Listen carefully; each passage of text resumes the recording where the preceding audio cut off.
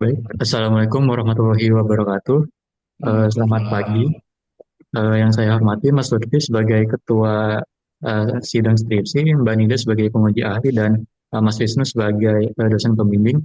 Izinkan saya, Bapak Naputra Zidan Fadila, mempresentasikan hasil penelitian saya yang berjudul Analisis Kualitas Layanan Transjakarta PJJ menggunakan pattern SQL dan Important Performance Analysis berdasarkan persepsi pengguna. Berdasarkan data yang dirilis oleh BPS terkait urbanisasi di Indonesia, diperkirakan pada tahun 2030 sekitar 66,6% penduduk Indonesia berstatus sebagai penduduk urban. Urbanisasi di Indonesia sendiri berpusat di Pulau Jawa, khususnya pada Jawa di bagian barat, yakni pada Provinsi Banten, DKI Jakarta, dan Jawa Barat, di mana pada area tersebut terdapat sebuah kawasan metropolitan, yakni Jabodetabek, yang saat ini dihuni oleh lebih dari 41,9 juta jiwa penduduk. Akan tetapi, pertumbuhan yang ada menyebar ke pinggiran Jakarta, menciptakan zona hibrida atau transisi yang dikenal sebagai urban fringe, yang merupakan zona peralihan antara kawasan perkotaan dan pedesaan yang menuntut konektivitas transportasi. Salah satu aktivitas yang terjadi di daerah urban fringe ini adalah komuter, atau mereka yang pergi eh, keluar dari daerah asal mereka untuk melakukan aktivitas sehari-hari dan kembali di hari yang sama tanpa menginap. Akan tetapi, berdasarkan hasil survei komuter yang dilakukan oleh BPS pada tahun 2023, sekitar 79% komuter masih menggunakan kendaraan pribadi, dan hanya 19,5% komuter saja yang menggunakan kendaraan transportasi umum. Akibatnya, wilayah Jakarta menjadi kota termacet nomor 7 menurut indeks pada tahun 2024, dan juga setiap orangnya menghabiskan waktu 89 jam akibat terjebak di dalam kemacetan serta kerugian ekonomi yang mencapai 71,4 triliun rupiah. Salah satu daerah urban fringe yang ada adalah Cibubur. Cibubur merupakan sebuah kelurahan yang berada di perbatasan antara DKI Jakarta dan juga Jawa Barat, yakni pada terdapat Kota Depok, Kota Bekasi, dan Kabupaten Bogor. Akan tetapi Cibubur ini memiliki posisi yang strategis. Akan tetapi mobilitas yang dilakukan di Cibubur ini masih didominasi oleh kendaraan pribadi. Berikut ini visi rasio atau volume atau capacity rasio yang terdapat di jalan alternatif Cibubur, di mana angka visi rasio ini mencapai 0,98 dari satu, dan juga volume kendaraan yang mencapai 5.355 kendaraan per jamnya. Untuk mengatasi kemacetan tersebut dan mobilitas tersebut, Transjakarta menghadirkan layanan Transjakarta 7C yang merupakan layanan non-BRT terintegrasi yang menghubungkan halte Cibubur dengan halte Cawang Cililitan. Layanan ini termasuk ke dalam kategori angkutan pengumpan atau feeder bus yang berfungsi untuk menghubungkan kawasan penyangga dengan jaringan transportasi utama di pusat kota. Pada bagian kanan terdapat tabel, yang kiri itu adalah jumlah penumpang layanan non-BRT, dan yang kanan adalah jumlah penumpang Trans Jabodetabek.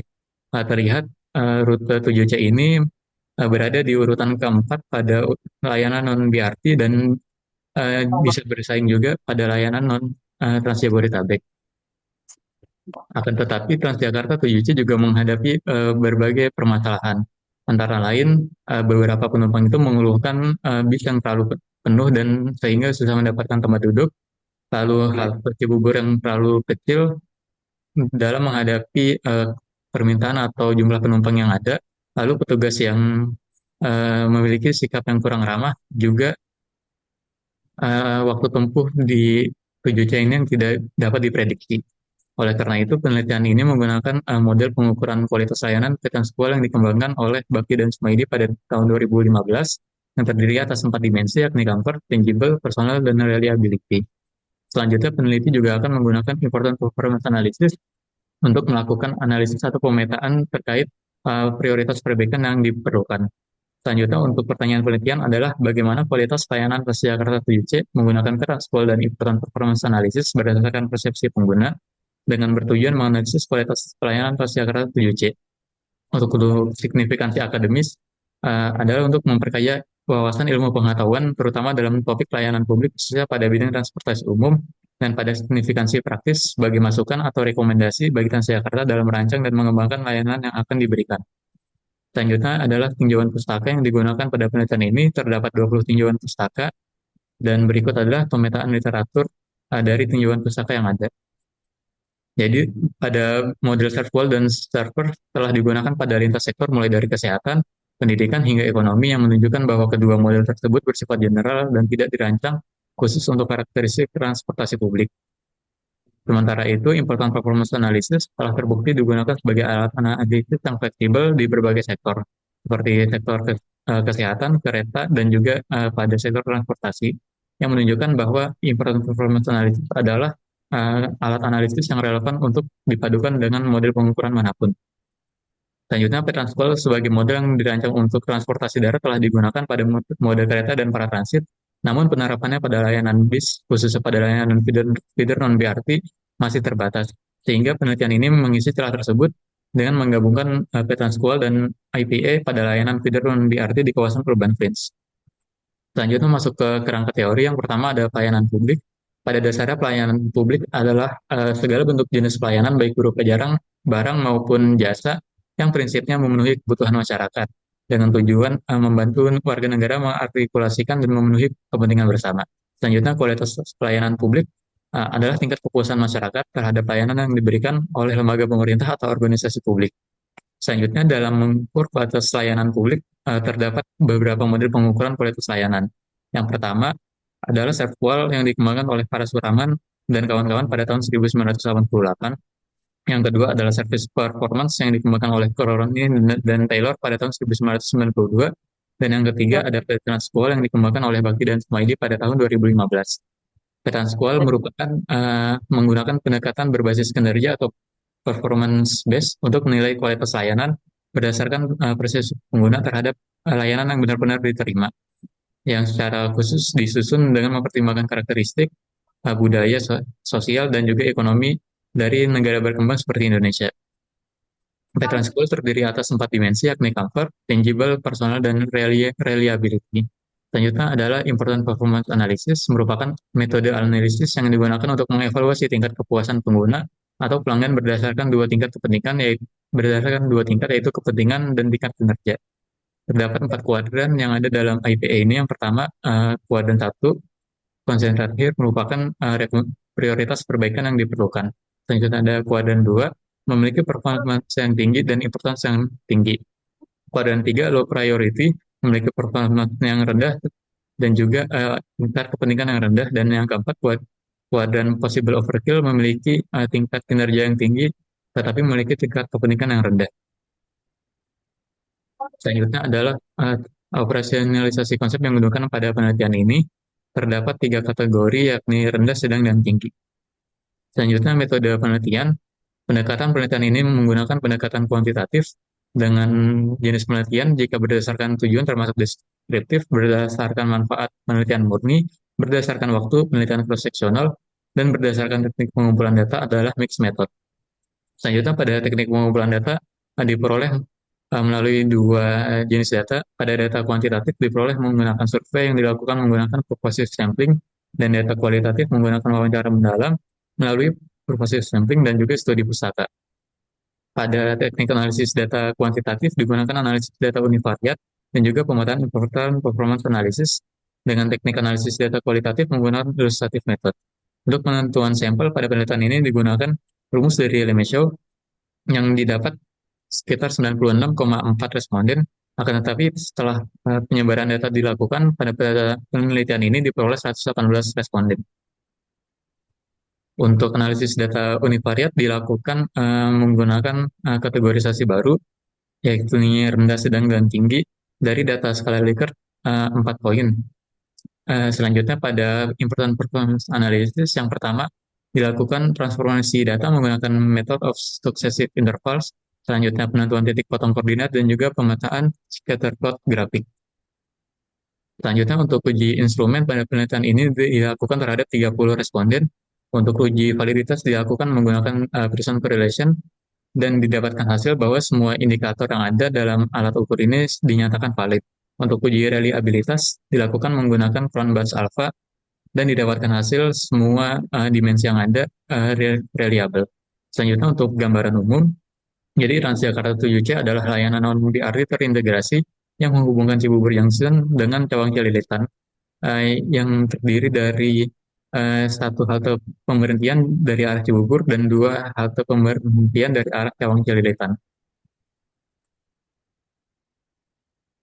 Nah, selanjutnya adalah karakteristik responden.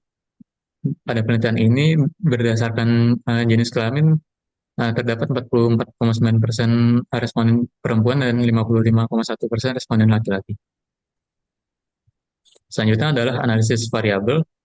Jadi berdasarkan hasil penelitian, kualitas pelayanan Transjakarta 7C berada pada kategori tinggi dengan persentase sebesar 58,5%. Dimensi tangible memimpin dengan kategori tinggi sebesar 53,39%, diikuti oleh dimensi personel 50,85%, dimensi reliability 50%, sedangkan dimensi comfort memiliki performa terendah yakni hanya 42,37%. Selanjutnya adalah analisis statistik deskriptif berdasarkan dimensi.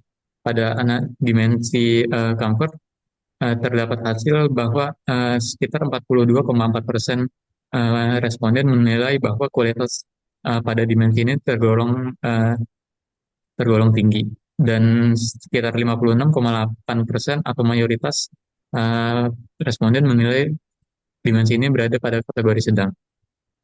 Untuk indikator yang memiliki penilaian terendah berada pada indikator comfort 1, yakni ketersediaan ruang di dalam bis yang cukup lega, dan indikator yang memiliki penilaian tertinggi berada pada indikator comfort 2, yakni kepatuhan pengemudi terhadap rambu, marka jalan, dan batas kecepatan. Selanjutnya pada analisis dimensi tangible, sekitar 54 responden atau 45,8% responden menilai bahwa dimensi ini memiliki kualitas layanan yang berada pada kategori sedang dan sekitar 53,4% pengguna menilai uh, dimensi ini sudah berada pada kategori tinggi. Indikator dengan penilaian terendah pada dimensi ini adalah indikator tangible 1, yakni kebersihan di dalam bis yang bebas dari sampah, debu, dan bau tidak sedap. Untuk indikator dengan penilaian tertinggi terdapat pada indikator tangible 3, yakni kondisi teknis bis yang prima dan layak jalan, dan juga indikator tangible 4, yakni kondisi fisik kursi penumpang yang baik, lapisan busa atau kain tidak robek, kering, dan layak diduduki. Selanjutnya pada analisis dimensi personel, sekitar 47,5% responden menilai kualitas layanan pada dimensi ini berada pada kategori sedang, dan 50,8% responden menilai bahwa kualitas layanan pada dimensi ini berada pada kategori tinggi.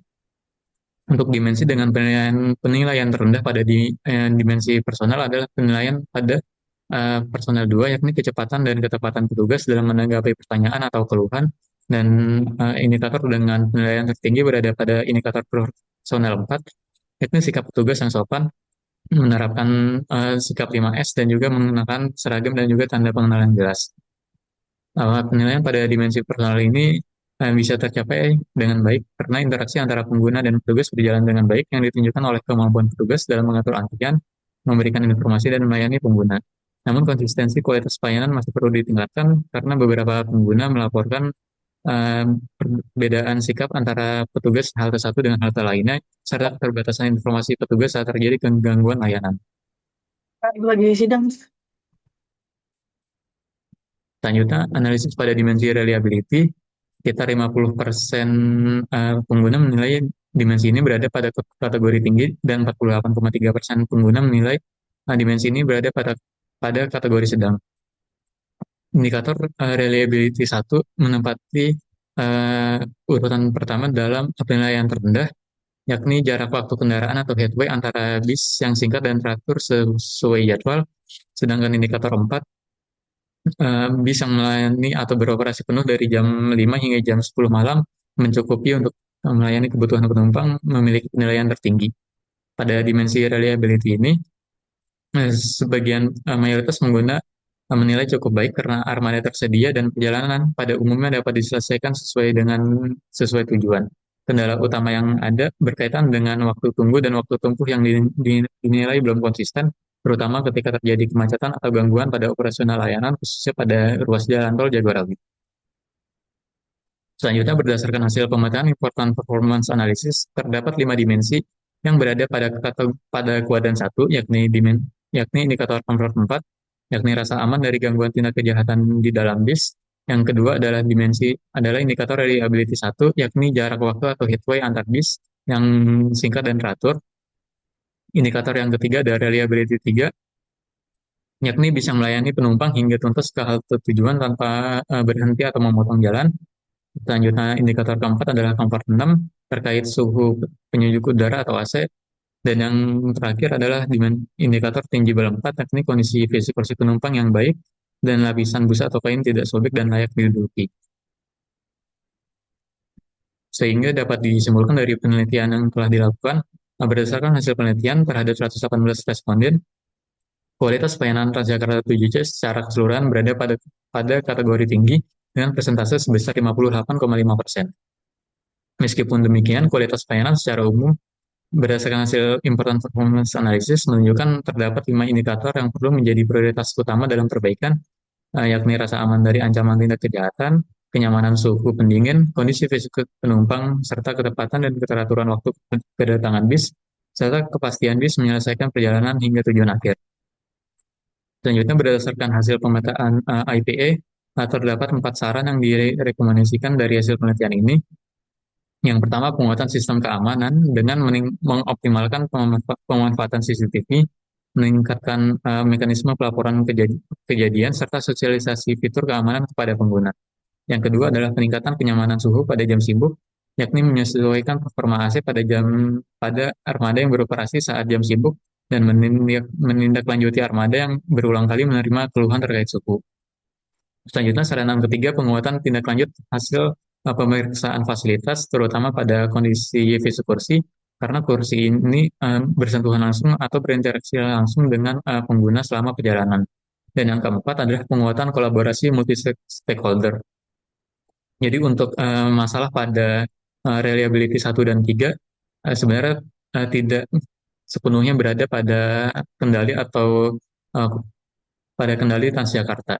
Karena 7C ini melewati jalan tol Jagorawi, sehingga jika terjadi penumpukan jalan atau kemacetan di jalan tol Jagorawi, maka akan berdampak atau berimbas pada waktu tempuh dari armada 7C ini, sehingga berpengaruh terhadap headway, waktu tempuh, dan juga terkait penurunan penumpang di sekitar exit jalan tol. Sehingga pada penelitian ini diperlukan penguatan kolaborasi multi stakeholder, terutama dengan jasa marga dan juga dinas perhubungan terkait pemberian prioritas jalur pada jalan tol khusus untuk transportasi umum. Dan yang kedua adalah melalui kolaborasi bersama dengan Polda Metro Jaya terkait pembuatan simpang prioritas, terutama pada exit jalan tol di Cawang. Nah, sekian presentasi dari hasil penelitian saya. Saya kembalikan kepada Mas Lutfi sebagai Ketua Sidang. Oke, baik. Terima kasih, Bapak Fana. Disiapkan naskah dan alat tulisnya. Selanjutnya, saya undang Mbak Nida selaku penguji ahli. Silakan, Mbak Nida.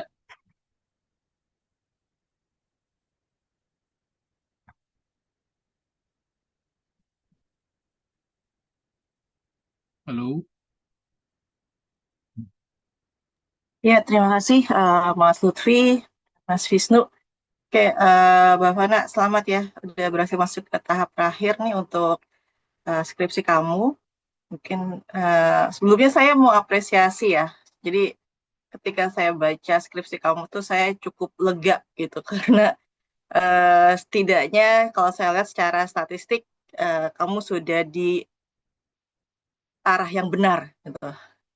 Kenapa saya bilang seperti itu? Karena dari kemarin ketika saya nguji, pasti ketika bagian uji statistik ataupun bagian statistiknya banyak yang mereka pakai skalanya ordinal, tapi kemudian dengan uji statistik yang untuk skala interval atau rasio.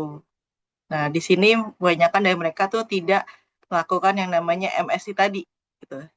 Nah, makanya tadi pas saya lihat eh, skripsi kamu, itu sudah ada tuh MSI-nya. Ya, saya oke, ini udah eh, bagus menurut saya. Cuman mungkin ada beberapa hal yang eh, mau saya tanyakan untuk menambah analisis kamu ya. Oke, jadi yang pertama, Mbak Fana, ini mungkin kalau terkait dengan MSI-nya, mungkin kamu juga bisa sebutin tuh di bagian metode hasil dari transformasi datanya. Ya, itu kan hasilnya tuh belum ada tuh. Ini kan kamu jadikan rata-rata kan nantinya ya. buat di IPA-nya. Iya Mbak, jadi rata-rata untuk penentuan titik potong koordinatnya Mbak. Nah, berarti kan nih kamu mengubah dari yang skalanya ordinal menjadi skala rasio gitu untuk rata-rata. Nanti kamu bisa tunjukin tuh hasilnya gimana, hasil transformasi datanya seperti apa. Eh, yang kedua, eh ya, ini terkait dengan hasil analisis kamu, ya, Mbak Fana. Di sini untuk rentang penilaiannya, untuk kualitas jadinya rendah, sedang, dan tinggi ya. Iya Mbak, rendah sedang dan tinggi Mbak. Nah, mungkin kamu harus cek lagi nih di bagian OK kamu, karena di bagian OK tuh kayaknya masih baik dan tidak baik. Tuh. Jadi dikonsistenkan saja untuk rentang penilaiannya tuh pakai yang rendah, rendah, sedang, tinggi, atau baik dan tidak baik. Nah, eh, kemudian ini kan hasil IPA-nya berarti ada berapa indikator yang masuk ke Oh, concentrate here, untuk yang di kuadran kuadran satu satu. ada 5 indikator Mbak. Kayak itu berarti 5 indikator yang dia memiliki nilai kepentingan tinggi tapi kinerjanya masih rendah ya. Betul Mbak. Oke, gini, apakah kelima indikator yang berada di kuadran concentrate here ini itu juga menjadi indikator yang memiliki nilai eh, paling rendah atau paling sedang gitu. Maksudnya nilai 5 indikator itu juga ketika di hasil survei juga menunjukkan hasil yang tidak bagus juga. Apakah seperti itu atau beda?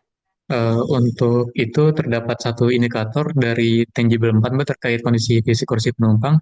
Karena di hasil survei itu indikator tersebut sudah dinilai cukup tinggi Mbak.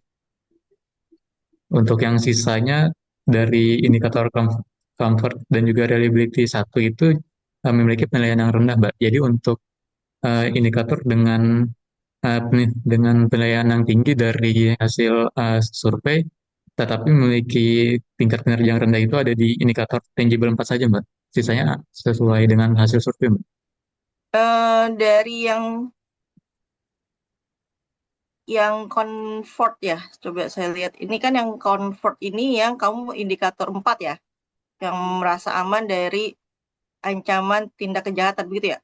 Iya, Mbak. Itu Ini juga, yang masuk ke concentrate here, ya kan? iya, Mbak. Cuman kok hasil surveinya di sini setujunya 44,9%, sangat setuju 28,8%, tidak setuju 20,3%, sama sangat tidak setuju 5,9%. Kalau dihitung bukannya ini masih tinggi ya nilainya? Iya, Mbak. Jadi saya udah melakukan cross-check kembali untuk indikator comfort 2 dan tangible 4. Comfort 4 dan tangible 4, karena kedua indikator itu memiliki penilaian yang cukup baik Mbak, di hasil survei, tetapi saat dilakukan transformasi data dan dilakukan pemetaan untuk IPA ini, justru memiliki tingkat kinerja yang rendah, Mbak. Saya juga udah Nah, itu gimana tuh cara kamu ngejelasin ada gap kayak gitu? Misalnya dari hasilnya baik, apa tinggi ya, berarti kan kualitas pelayanannya tinggi ya, dengan hasil yang ternyata dari ketika ditransformasi ke IPA ini malah justru ini yang harus banyak mendapatkan perbaikan gitu. ya, Pak. Jadi untuk itu sebenarnya kalau saya lihat kembali dari hasil perbandingannya itu, untuk performance-nya dari indikator comfort 4 dan tangible 4 ini memiliki nilai performance yang di bawah rata-rata dari grand mean yang ada, Mbak. Untuk grand mean-nya di sini ada pada performance itu ada di 341, Mbak. Jadi alasan kedua indikator itu berada di kuadran satu bukan karena performa yang jelek, tetapi karena nilai kinerja mereka di bawah rata-rata dari total keseluruhan nilai kinerja tiap indikator, Mbak. Kalau nilainya di bawah rata-rata bukannya berarti masih jelek ya atau gimana? Cara kamu apa ya? Cara kamu menafsirkan, misalnya kalau di bawah rata-rata tuh artinya apa gitu. Kalau misalnya ya kalau kita kan biasanya kalau misalnya dia di bawah rata-rata berarti kan masih banyak yang kurang gitu, masih jelek. Sedangkan hasil dari surveinya tuh tinggi gitu. Bahkan di sini kamu bilang bahasnya tinggi, walaupun saya nggak tahu kenapa di matriks yang di terakhir itu kamu bilang rendah gitu. Agak nggak konsisten aja menurut saya. Baik, Jadi Mbak. hasilnya tinggi atau rendah. Mungkin kan karena ketidak konsistenan saya, Mbak. Jadi kalau dilihat lagi untuk indikator comfort 4 dan tangible 4 ini sebenarnya memiliki nilai performa yang tinggi ya Mbak. Tetapi karena jika dibandingkan dengan keseluruhan, maka posisinya berada pada kuadran satu Mbak. Mungkin seperti itu Mbak. Kayak mungkin gini ya, mungkin ini mungkin juga untuk seluruh analisis kamu ya, biar sepertinya kok antara analisis survei kamu dengan analisis IPE kamu nih kok kayaknya berada pada dua sisi yang beda gitu. Mungkin kamu juga harus membuat kaitan antara hasil analisis IPA dengan hasil analisis survei kayak gitu. Jadi ketika misalnya oh hasil IPA-nya dia masuk ke kuadran 4 nih, possible overkill. Oh ternyata iya memang dia nilainya sangat bagus dari hasil survei kayak gitu. Nah, untuk beberapa indikator yang masih gap-nya tinggi antara hasil survei dengan hasil IPA kamu, nah ini kamu harus bisa gimana cara kamu menerjemahkan ya. Ketika misalnya dia dari hasil IPA masuknya ke kuadran satu, di mana kalau kuadran satu itu berarti masih banyak perlu perbaikan ya, karena kinerjanya dianggap masih di bawah rata-rata, sedangkan eh, nilai kepentingannya sangat tinggi gitu. Nah, itu juga mungkin harus coba kamu jelasin ya, Mbak Fana. Baik Ini Mbak. kayaknya kamu belum belum belum mengkaitkan ya antara yang hasil survei dengan hasil IPA ya. Sepertinya Masih belum Mbak. ya masih masing-masing gitu loh. Jadi eh, kalau bisa ya dikaitkan tuh dengan hasil surveinya dengan hasil IPA kamu gitu. Jadi kita bisa lihat, oh ternyata memang ini sejalan nih antara hasil survei dengan hasil IPA. Nah kalau misalnya ada yang nggak sejalan ya itu yang harus kamu perlu penjelasan lebih lanjut menurut saya. Oke. Sama kemudian mungkin untuk matriks gambar matriks IPA-nya sendiri mungkin bisa lebih diperjelas ya. Misalnya nih kuadran satu yang mana kuadran 2 ini kan nggak ada ya di matriksnya ya. Iya Mbak, untuk di draftnya belum saya beri keterangan untuk posisi tiap kuadrannya Mbak. Nah, iya maksudnya di dalam gambarnya itu belum ada nih yang satu yang mana, dua mana, satu, tiga mana, empat mana gitu. Iya Mbak. Mungkin nanti bisa kamu tambahkan ya antara kamu gambar ulang lagi. Ini pasti kamu langsung ngambil dari hasil ini ya. Betul Mbak, itu dari hasil SPSS Mbak. Nah, antara kamu nanti harus membuat grafiknya sendiri ya. Jadi tidak langsung ngambil dari SPSS atau ya tadi coba kamu tambahkan diedit di hasil SPSS tambahkan kuadran satu yang mana, dua mana, tiga mana, empat mana kayak gitu biar lebih jelas lagi. Oke. Baik Mbak. Kemudian jadi dari secara keseluruhan berarti hasilnya bagus, tinggi ya. Iya Mbak, tinggi 58,5% Mbak. Oke, tapi masih ada eh, beberapa indikator yang perlu diperbaiki sesuai dengan hasil IPA-nya. Iya Mbak. Nah, mungkin juga kamu bisa jelasin ya, Mbak Fana ya. Maksudnya untuk menjelaskan survei ini nanti untuk menjelaskan apa, kemudian hasil EPA ini untuk apa, kayak gitu. Jadi IPA ini kan sebenarnya kamu mau mencoba mencari eh, indikator mana saja yang harus ada apa room of for improvement-nya gitu kan, perbaikannya kan. Iya Mbak, untuk Nah, prioritas kebaikan. nah betul untuk prioritas itu harus mana aja nih. Nah, sedangkan hasil survei itu kan untuk menilai secara keseluruhan aja kan mengenai kualitas pelayanannya gitu. Jadi kalau bisa diperjelas juga penjelasannya ya. Selain juga kamu mengkaitkan antara hasil survei kamu dengan hasil IPA kamu. Gitu. Terakhir mungkin dari saya terkait saran nih siapa nih yang harus menjalankan sarannya nih Mbak Hana? Untuk saran itu bisa dari Transjakarta, terutama pada bagian manajemen, khususnya pada divisi operasional, Mbak, dan juga divisi eh, yang terkait pengembangan pengembangan organisasi dan manajemen operator. Dan juga Oke. bisa untuk Direktur Transjakarta karena di saran keempat ini ditujukan untuk kolaborasi lintas multi government seperti itu, Mbak. Nah, mungkin ini harus disebutkan ya, misalnya untuk saran 1 sampai 3 itu lebih terkait dengan Transjakarta. Saran keempat ini sebenarnya bukan mungkin lebih kepada antara Pemprov DKI ya dengan pemerintah pusat gitu ya. Karena kan ini bicara terkait dengan kondisi lalu lintas di jalan tol kan. Betul, Mbak. Nah, jadi mungkin nanti bisa diperjelas lagi siapa aktor yang harus melakukan saran kamu ini. Oke. Dari saya mungkin saja, Mas Lutfi, secara overall saya apresiasi ya hasil kamu dan eh, menurut saya ini juga merupakan novelty-nya ada ya kalau kita bicara mengenai penelitian terkait dengan kualitas pelayanan ya dengan kamu menggunakan IPA ini juga menjadi salah satu cara untuk bisa mendapatkan novelty yang baik dalam penelitian kamu. Terima kasih, Mas Lutfi. Oke, baik. Terima kasih Mbak Nida.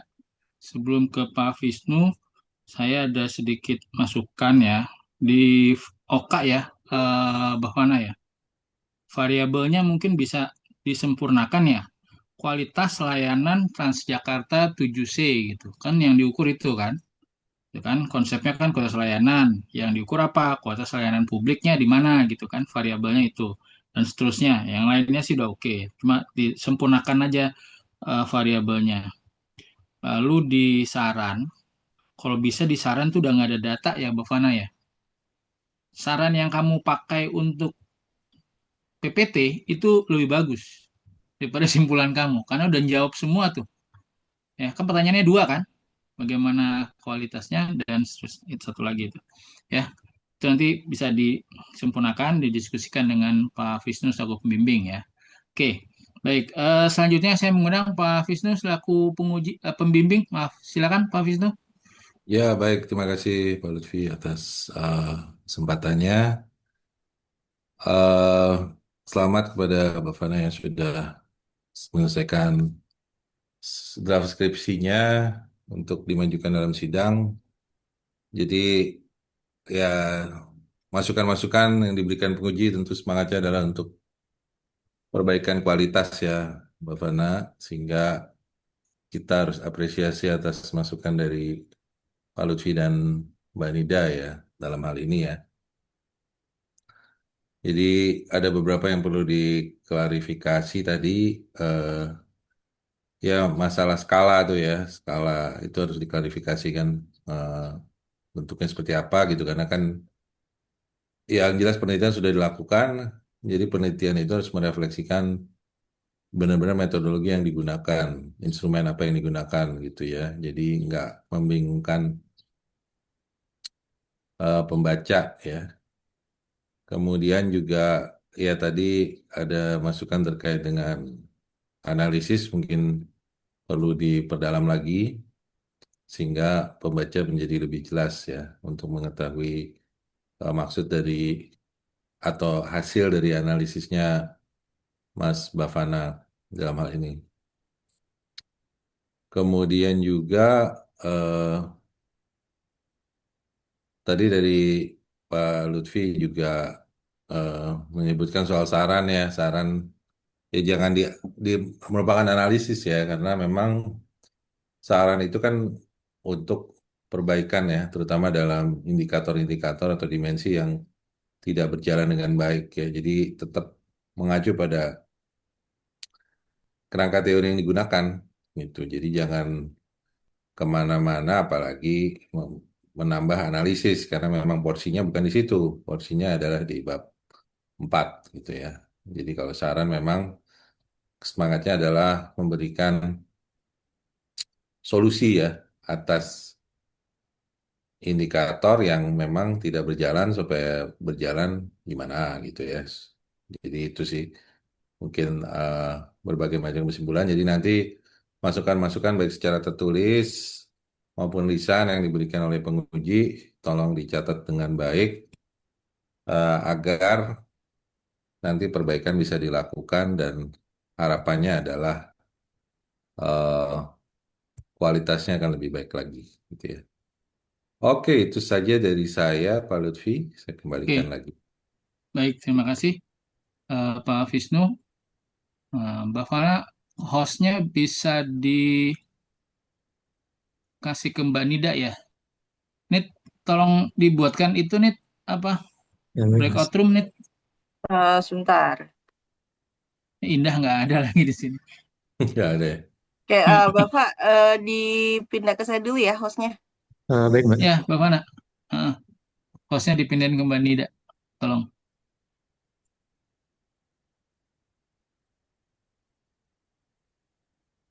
Oke. Oke, Gitu, Mas. Mungkin sip. Bapaknya saya pindahkan ke Ya, atau Mbak waiting room dulu Fananya aja aja ya. dia di waiting room ya, Hmm. sebentar Ya, ya. baik, Mbak.